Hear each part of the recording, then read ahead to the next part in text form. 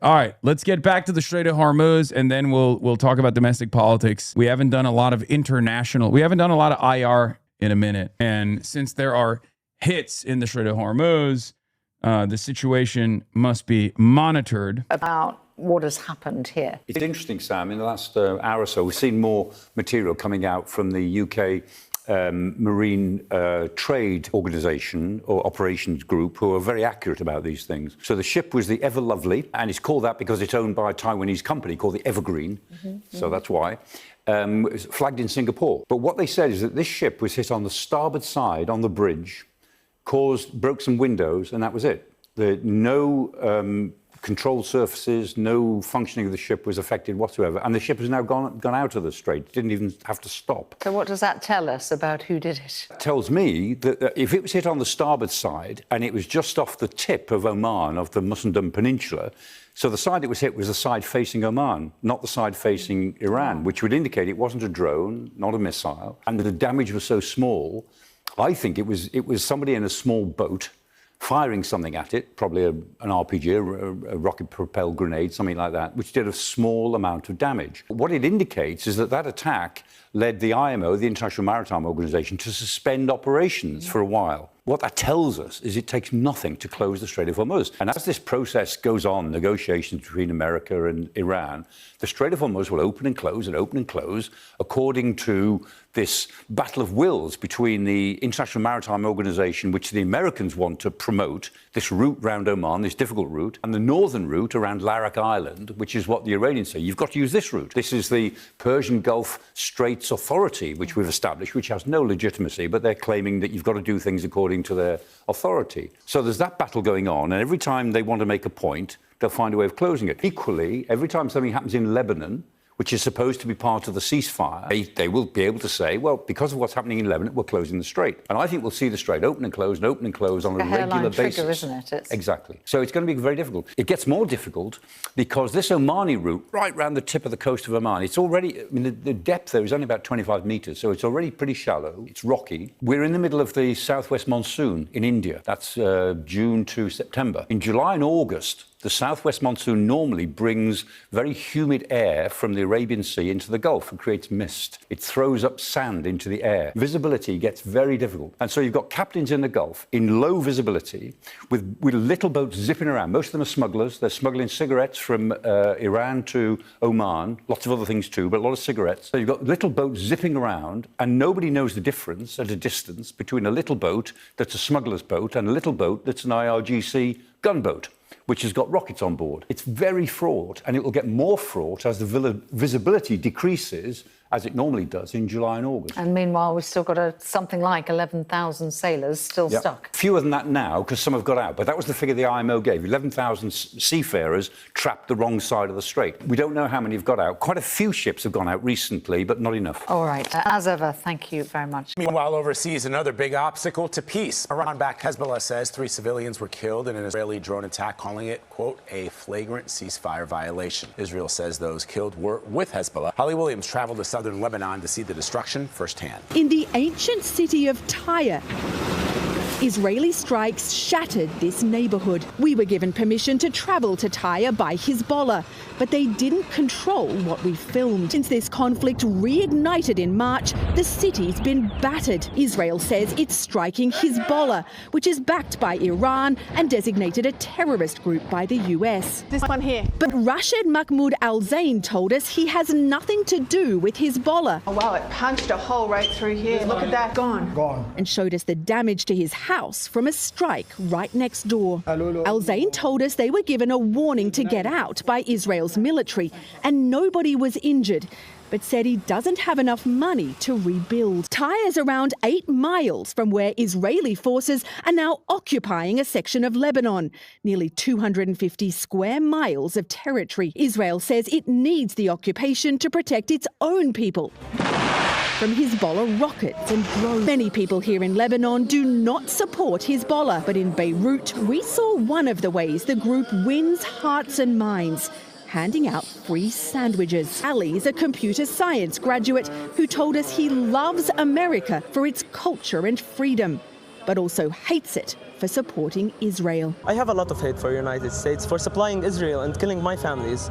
Killing my friends. Despite US officials saying that a ceasefire was agreed last week and a lull in the fighting, there has been more deadly violence in recent days. Israel and Hezbollah have been enemies for decades, but now this intractable conflict could derail US negotiations for a lasting deal with Iran. Gail. Holly Williams reporting from Beirut. We thank you. This morning, a race against time in Venezuela as the death toll rises from those. Iranian official on the ship attack. Iranian official quoted by New York Times suggested the attack on a ship yesterday was largely intended as a message to Oman. Oman's decision to coordinate with the IMO on evacuating ships angered Iran, which was to be in the key position to determine navigation through the waterway. What the? With Oman, hate to see. I'm gonna be honest. That was a Shura ceremony. Shia give free stuff. Shura. What is this, bro? You see Trump is on Reddit True Tide. Eli Lilly gave him the jab before approval. I'm also on Reddit, but like my politics, I get mine from China.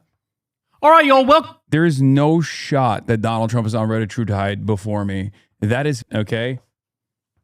That is. I don't want to believe it. That's crazy.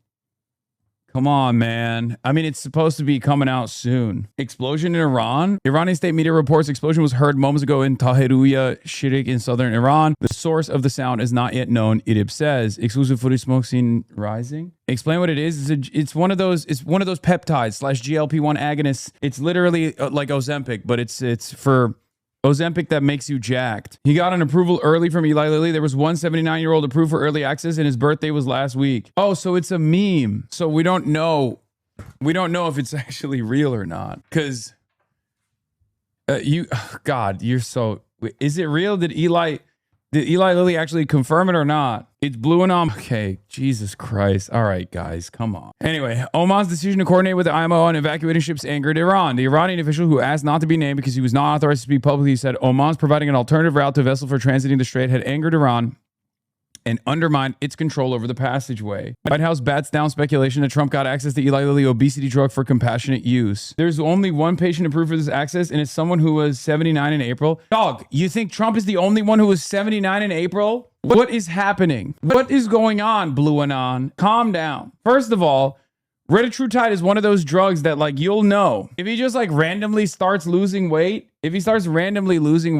out of nowhere, then you'll know. Yeah, it doesn't make you jacked. It just helps you retain more muscle than other GLP-1s and similar agonists. Yes. It's speculation. Confirmation would violate HIPAA law, but the process for the application is only meant for life-saving treatment through the Compassion Program. Okay, I'll cover it. It's something that I'm obviously very interested in. So I'll cover it. God damn it. New Bold Progressive is endorsing Maylok Quiros. Progressive Change Campaign Committee, the PCCC, is endorsing Maylok Quiros over Representative Diana DeGette in Colorado 1 per release first share with Axios. Next Tuesday's primary seen by the left as their next big target coming off wins in New York City. New York's political earthquake put Maylok Quiros' lead in recent polls shows that voters want a fighting Democratic Party that is not owned by corporate interests, billionaires, or corrupt Trump allies like AIPAC. Diana DeGette has consistently gone to bat for her big funders and big pharma, big insurance, and other corrupt interests, the exact opposite of what Democrats and the country need in this moment. We proudly support Maylok Quiros as the change agent in this race, shaking up a system rigged for billionaires against working families. Adam Green, co-founder of Progressive Change Campaign Committee, says, yeah,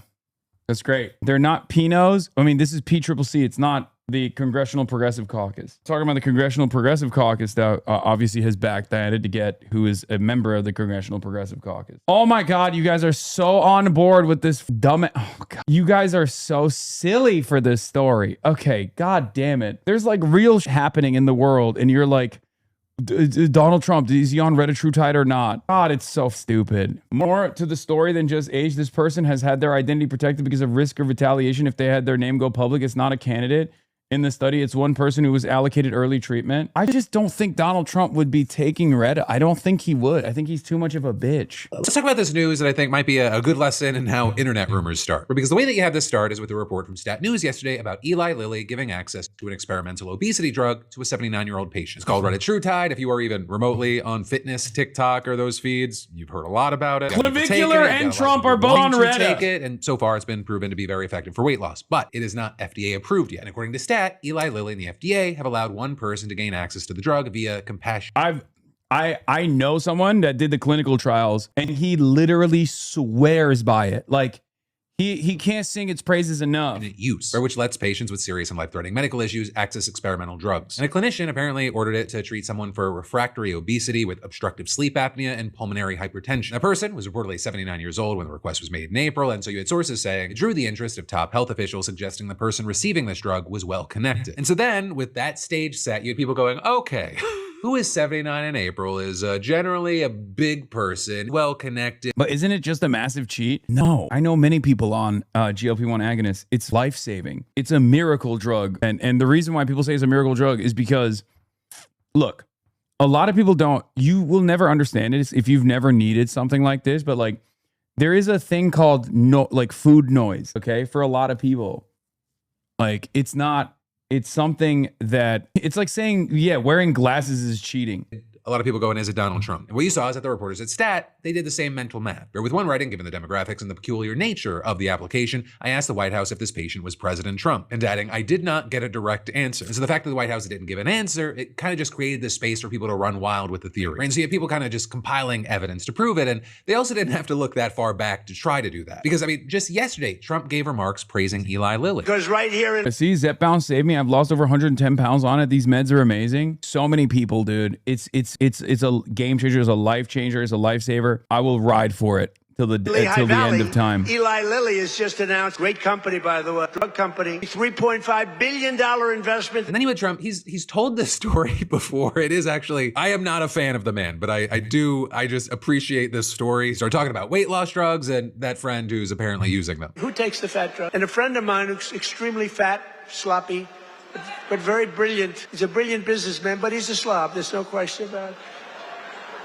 Very neurotic person, which you need sometimes to be successful. But he said, President, I just came over here and I bought, I won't say Ozempic or whatever the hell it was, but I bought the fat drug. I said, I didn't know you used it because it's not working. And I used him as, he's begging me not to use his name, so I won't. But he's a very successful guy. He's actually a pretty well-known guy. Brilliant business. He's literally talking about Elon Musk, by the way. Why does our first sassy gay president also has to be Hitler? Well, the last one was actually pretty good. It was Abe Lincoln. Worth a lot of money. And well, with that story, you have a lot of people wondering, who the hell is this friend that he is just roasting? You also had some saying it sounded like Trump was really just describing himself. Especially because, again, this is not the first time he's told this story. And actually, this popped one of the last times because you had a lot of people think that he was talking about Elon Musk. But now, with all the people that were running these theories, you had the White House kind of ending this and shutting the rumors down. Or with the rapid response account writing, no, it wasn't President Trump, and you people are truly sick and deranged. The spokespeople also slamming the reporter who said that she asked the White House for comment, and the White House director of communications writing, how is this a real quote? You're just a big idiot. You certainly made a name for yourself by completely embarrassing yourself at the expense of being thirsty for clicks and peddling falsehoods. You know, the deputy press secretary also saying, because this has to be spelled out for Lizzie Law, who has proven herself to be an unserious gossip columnist, this application was not for the president. Though again, like, it does appear she in fact asked them prior to publishing only to get the runaround. And I do have to add, even though I didn't think that it was the president taking this, and I also don't care if it was or it wasn't, act like people are crazy to think that it might have been Trump is so stupid. Like, people have eyes, they see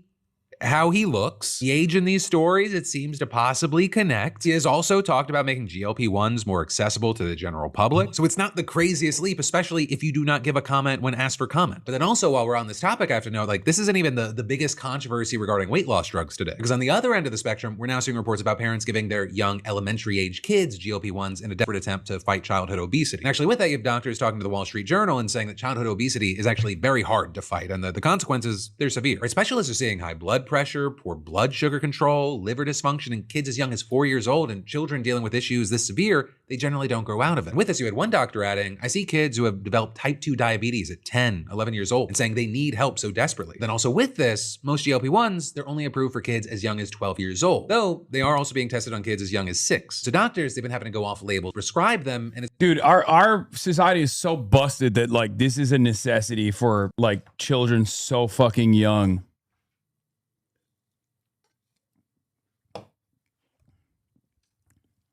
It's so busted.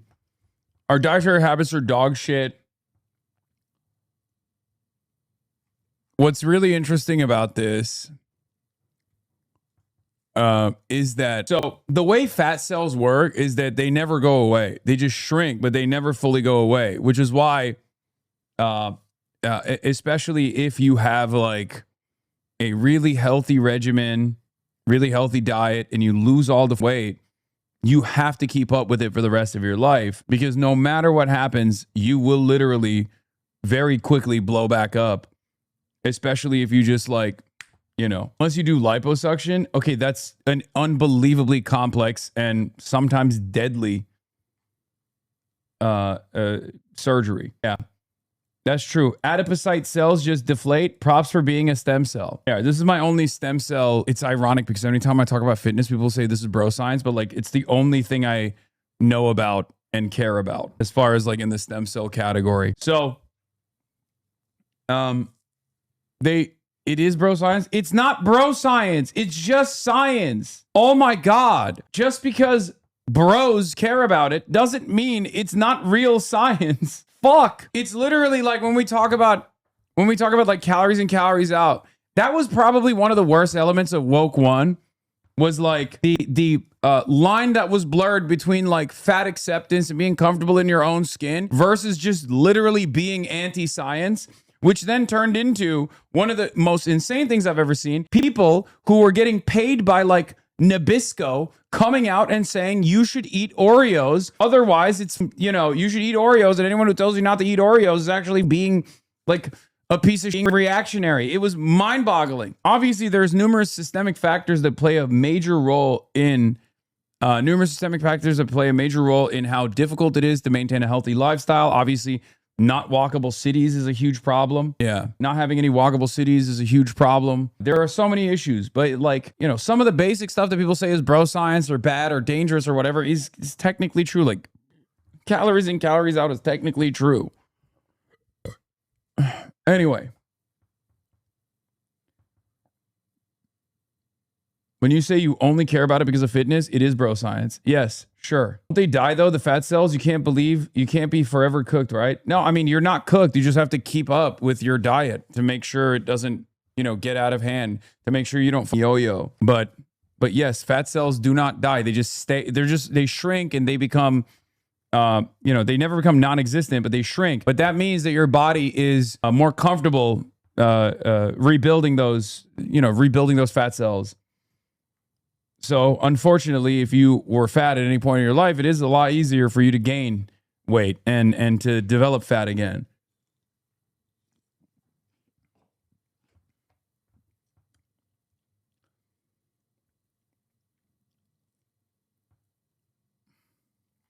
Anyway,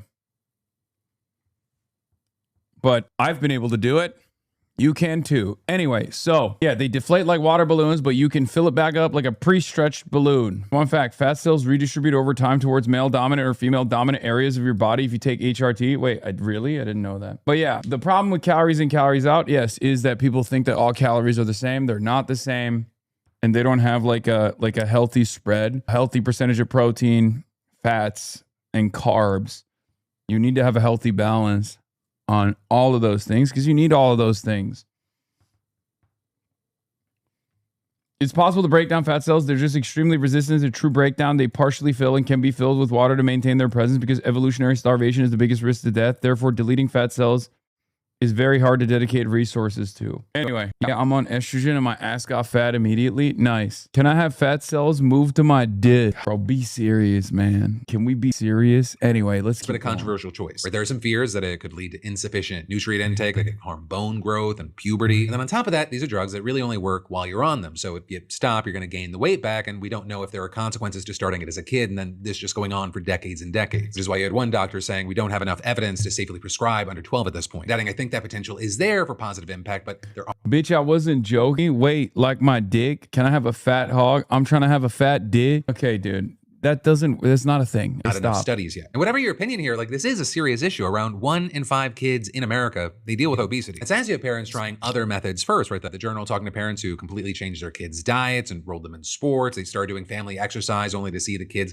still gaining weight. And so with that, you had one doctor who's been prescribing the drugs to kids under 12 saying, we don't know what the long-term effects could be, and that can be scary and unsettling. But then adding, I do know that having obesity when you're 7, especially severe obesity, is very likely going to lead to, for sure, a reduced quality of life, premature mortality likely, really not a good life. So once again, God, we have a lot of things that I want to hear from you on today. What are your thoughts with any of this, whether it be the Trump stuff or what's happening with the kids? Anyway, so that's the speculation. I can't believe Kyle did 20 minutes on this, dude. I cannot believe it. That's the drama, though, about whether or not Trump is on Ozempic, the new version of Ozempic, which is retatrutide, which is what Clavicular has been using. It's going to be, I think it already completed its third phase of the clinical trials. So Eli Lilly is going to be mass distributing it soon.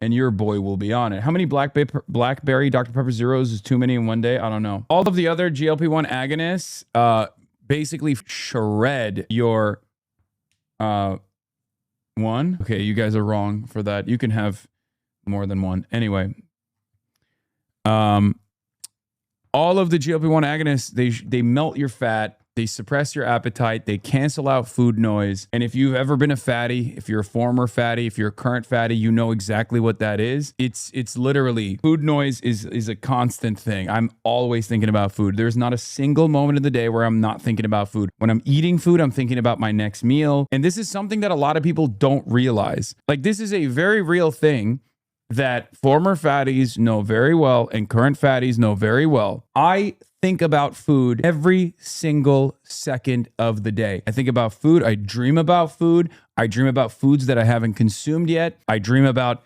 what kind of food that I would have. And then it makes me sad because I'm like, oh my God, I can't have that food because if I have that food, I'm going to gain weight. It's literally all I think about all the time. As a matter of fact, now that I'm talking about it, I'm sure plenty of other people are also thinking about it. There's not a single moment where food is not in my mind.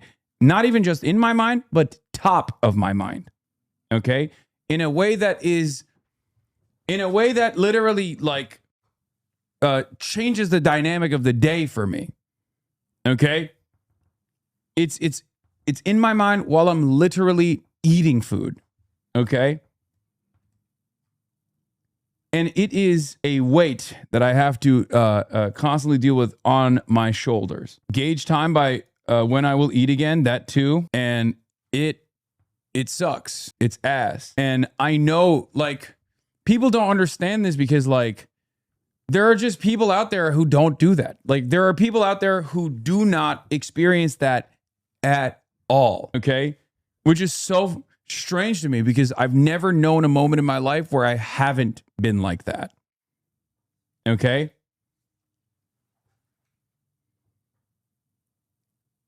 So a lot of people who have never had that, a lot of people who have just never had that issue will be like, what do you mean just stop eating? And it's like, dude, it's not that easy.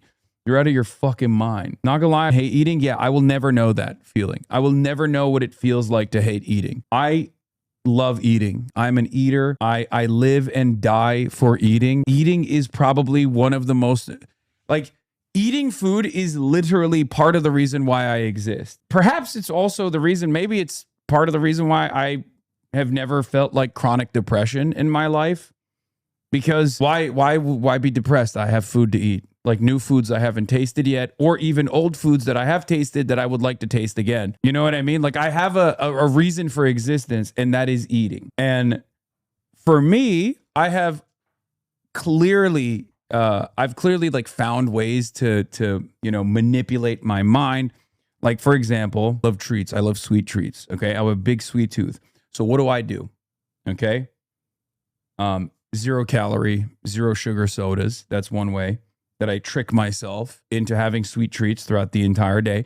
And then the other thing that I do is I have protein snacks. I have protein stuff. I love chips. Okay? I love chips. So instead of having Pringles or, Ruffles or Lay's or any of those other brands, I eat Quest chips, right? So at least I'm still getting my protein intake, and it doesn't taste as good, but it tastes good enough that I can trick myself into believing that I'm having chips. So then I'm like, okay, I'm full. I've gotten enough chips in me. Because if it tasted more delicious, I probably want to crack open multiple bags, but it tastes just good enough that I can eat one and be satisfied. Okay. Same with, Halo Top ice cream or other versions of ice cream. Ice cream that's like real and good, like Salt and Straw. I need the whole pint, okay? I can down it like it's nobody's business. See, I'm talking about food again. I love food so much. Ice cream that is like one of those protein substitutes is just good enough to satisfy my craving for ice cream, but it's not so good that I have to eat like 1,000,000 pounds of it. Okay. So there's also that. Same with all the other protein snacks that I have, like protein Pop-Tarts or, protein, like a protein shake. I love milkshakes, but protein shakes are fine. You know what I mean? It satisfies the craving. It kills the need, but it's also not so good that I want like 1,000,000. I want to slam back multiple protein shakes.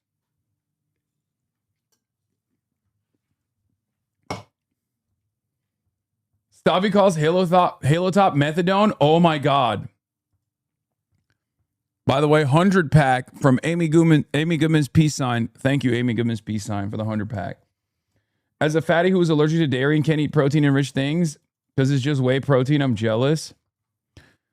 Yeah, so working out is low-key goated because you can eat more. That's literally not true. And that is the wrongest thing you could possibly say. You can never outwork your diet, okay? That's literally untrue. That's the wrongest thing. It's the classic. Abs are made in the kitchen is a cliche, but it's true, okay? You cannot outwork your diet. It's just virtually impossible, okay? As a matter of fact, there's a reason why people say it's better to like walk long distances as like a way to lose weight rather than like sprint or rather than do like high intensity interval training, because working out actually increases your appetite and increases your starvation. Your body's like, oh my God, feed me. I need to, you're breaking down all of this muscle. We need to rebuild it, which will then cause you to eat more. And you could accidentally gain weight if you're trying to lose weight, for example. Anyway.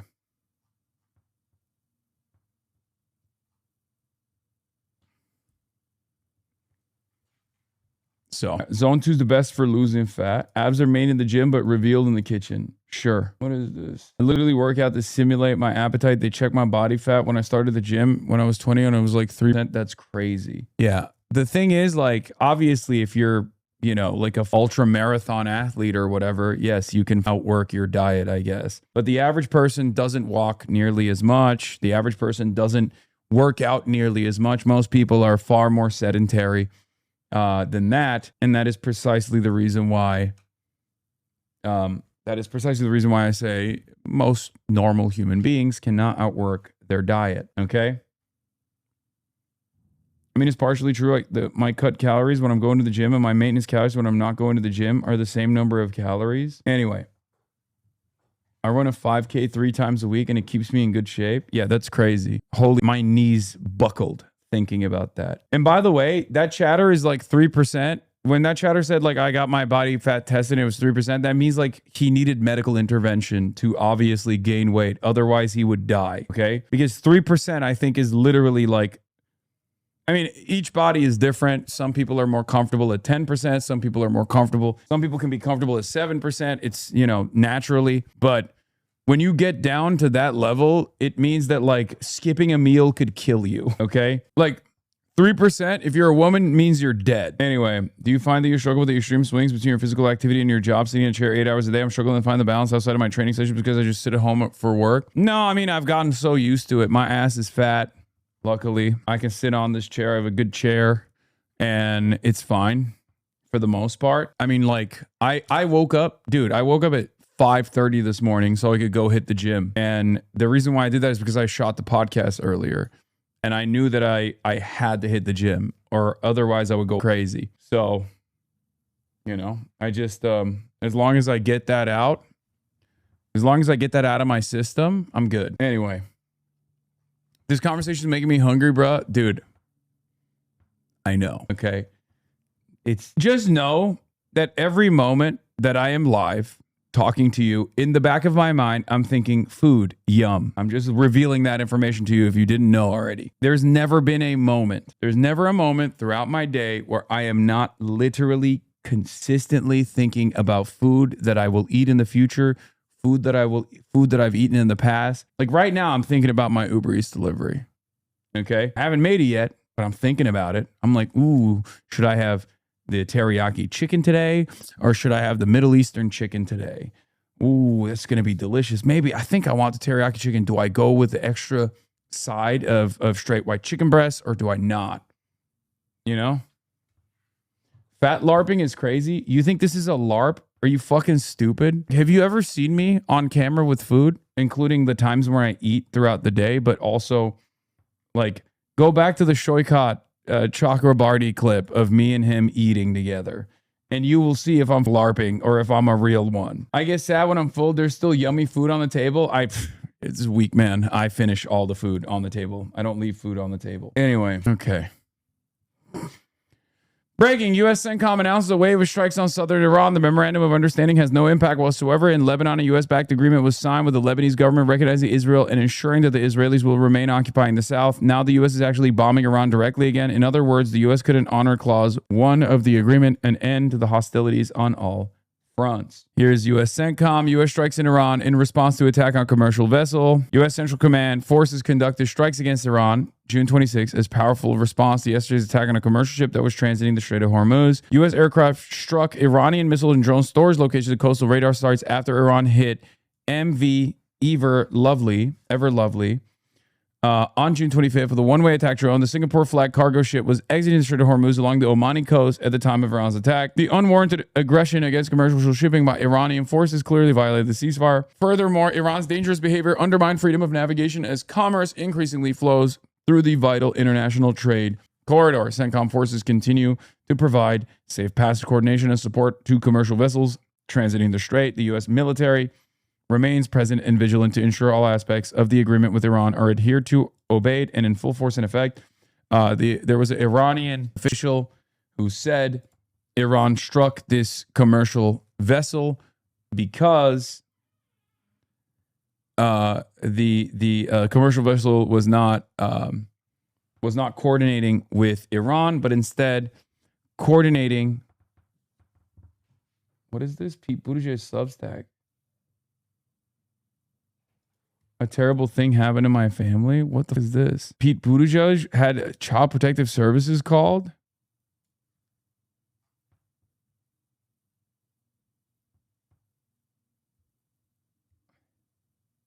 Jesus Christ, that's unacceptable.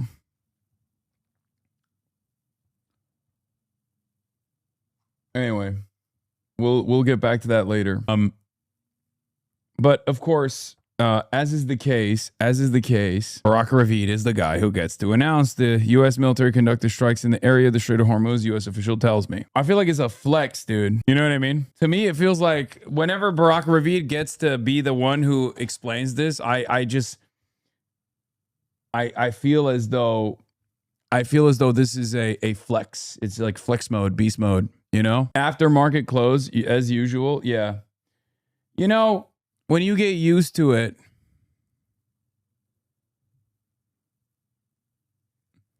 doing a thing over and over again, it becomes routine. It becomes a habit.